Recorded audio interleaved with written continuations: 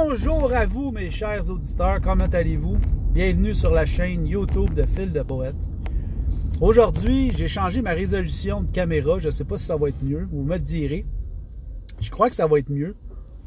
Cependant, la vidéo va être plus grosse, mais ça va peut-être me permettre de parler moins longtemps. Bon, aujourd'hui, le sujet, il n'y a pas beaucoup de sujets en ce moment chez le Canadien, mais il y a un gros sujet qu'il y a eu dernièrement, c'est l'échange de Sean Monahan. Et la confirmation que Carey Price allait sur la liste des longues blessures. Bon. Moi, mon sujet aujourd'hui que je voudrais apporter avec vous, ça va être vraiment court comme vidéo. Ça va être Sean Monahan. Qu'est-ce qu'il pourrait avoir comme impact à Montréal? Si jamais il joue à Montréal, mais je pense qu'il va jouer à Montréal. Mais plus tard dans la vidéo, vous allez comprendre pourquoi je dis mais. Premièrement, je suis bien content de son acquisition. On n'a pas payé grand-chose. On a payé rien pantoute. Les futures considérations. Puis dans les futures considérations qu'on a eues, on ne sait pas ça va être quoi. Est-ce que ça va être un joueur qu'on va pouvoir donner plus? Est-ce que ça va être... j'ai aucune idée, là. Là, je parle, là, je dis n'importe quoi. Ça va être un choix de ronde qu'il va falloir donner en plus, éventuellement, tout ça. Mais nous, le Canadien, on a déjà fait un choix... On a déjà fait des considérations futures avec les Flames dans l'échange de Michael McNevin, c'est ça, McNevin, McNevin, le gardien de but, on l'avait changé contre des considérations futures. Donc, on récupère-tu nos considérations, on leur donne-tu? C'est ça, dans le fond. Ils nous ont donné des considérations futures, on leur a donné des considérations futures. En tout cas, peu importe. Tout ça pour dire que Sean Monahan va arriver à Montréal dans un rôle de, je crois, de centre numéro 2. Je pense que oui. Numéro 2, ou si ça va pas bien, numéro 3. Là, qu'est-ce que ça va faire dans la ligne du centre? Ça va faire que Suzuki, le Suzuki, il sera plus tout seul.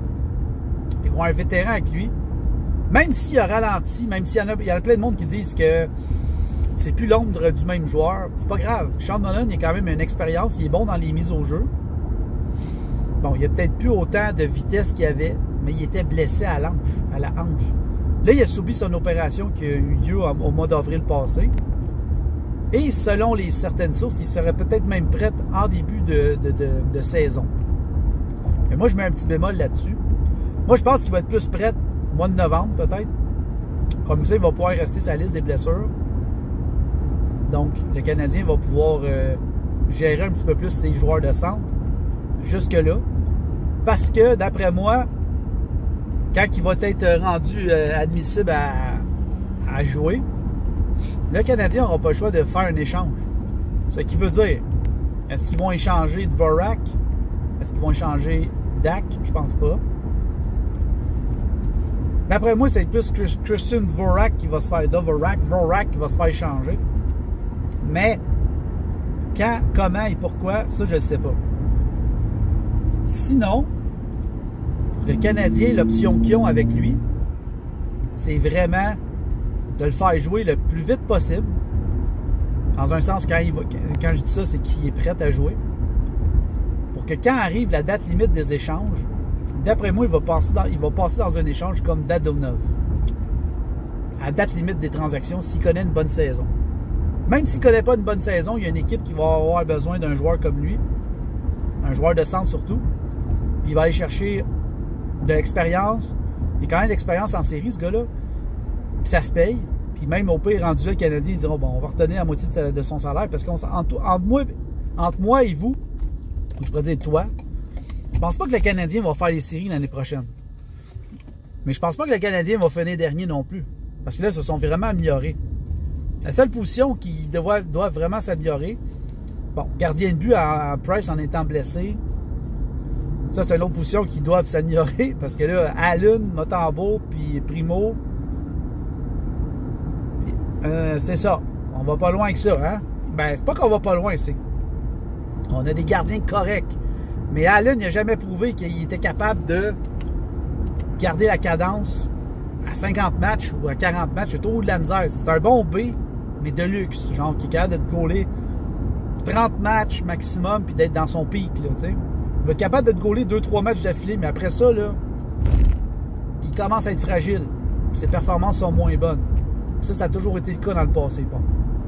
Fait que là, je reviens dans l'impact de Sean Monahan. Excusez-moi, je me suis perdu. J'étais rendu dans l'impact de Montréal. Mais tout ça pour dire que l'impact de Sean Monahan à Montréal, ça va être très positif. Parce qu'il va amener de l'expérience, il va amener une stabilité au niveau du centre. Même si il est plus long du même joueur. Exemple, s'il est rendu joueur comme il est rendu, là. Exemple qui fait 40 points par année. Ça va déjà être mieux que rien pas tout de ce qu'on avait l'année passée. On avait Suzuki, Evans, Vorak qui jouait pas. On avait qui d'autre comme joueur de centre? C'est ça, on n'avait rien.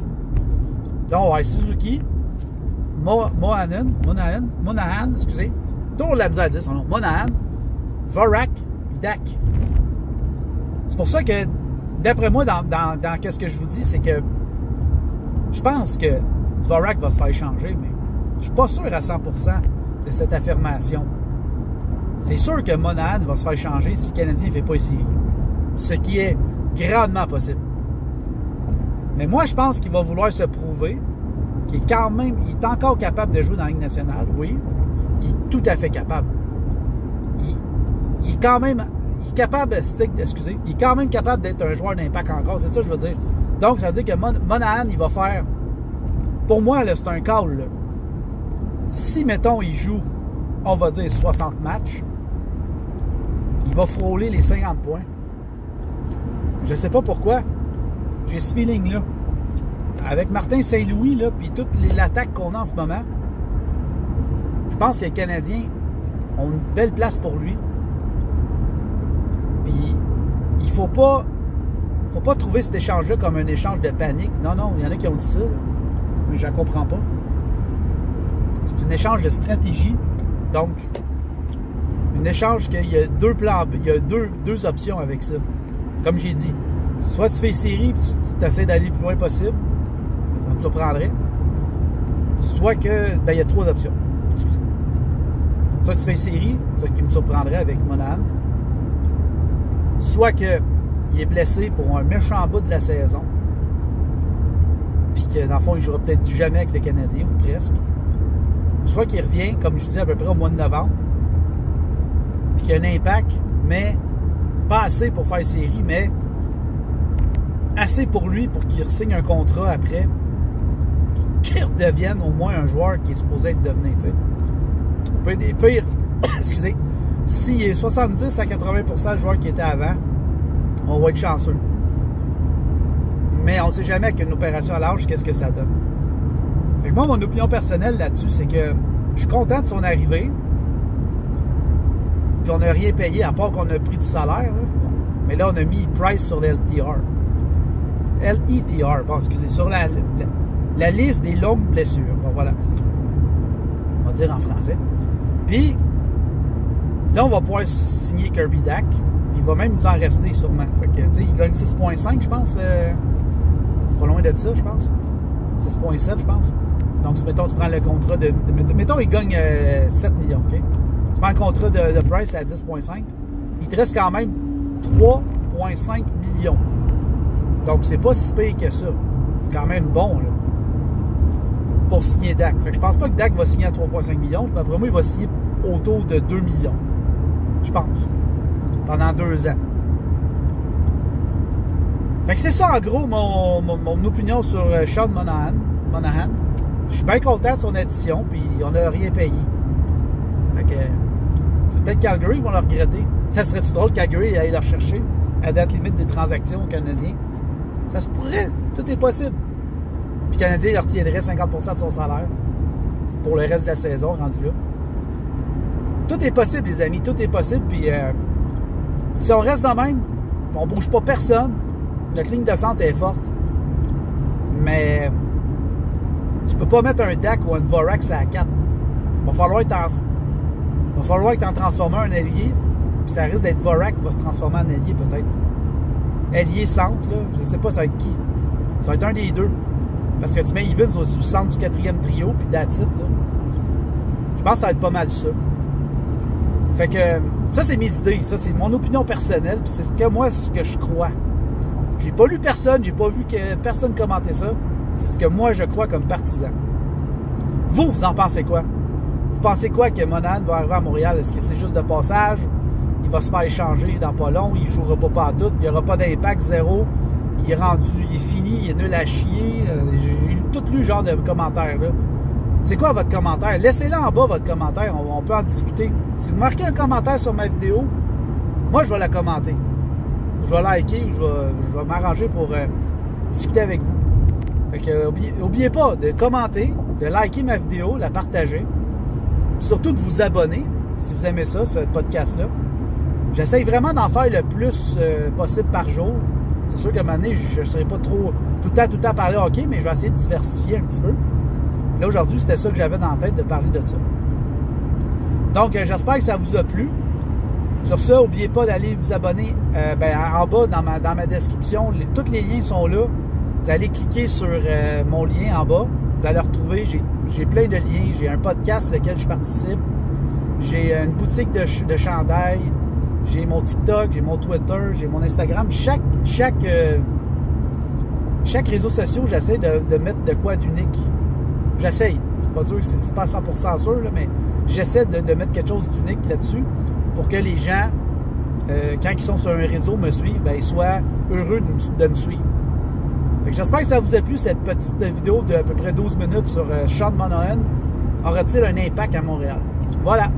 Un jeu de mots, l'impact, mais il n'existe plus, mais c'est plus CCF maintenant.